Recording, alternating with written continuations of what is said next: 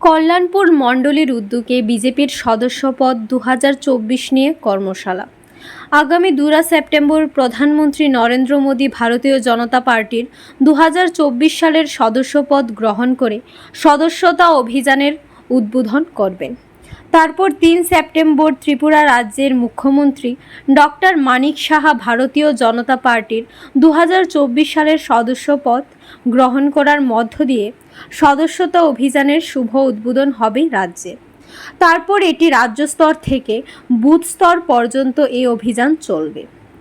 এই কর্মসূচিকে কেন্দ্র করে কল্যাণপুর মণ্ডলীর উদ্যোগে শনিবার কল্যাণপুর লোটাস কমিউনিটি হলে খোয়াই জেলা সভাপতি বিধায়ক পিনাকি দাস চৌধুরী এবং কল্যাণপুর মণ্ডলের দায়িত্বপ্রাপ্ত অভিজিৎ দেব সহ অন্যান্য জেলা মণ্ডল, শক্তি কেন্দ্র, বুথ এবং বিভিন্ন স্তরের কার্যকর্তা ও নেতৃত্বদের উপস্থিতিতে প্রস্তুতি বৈঠক অনুষ্ঠিত হয়।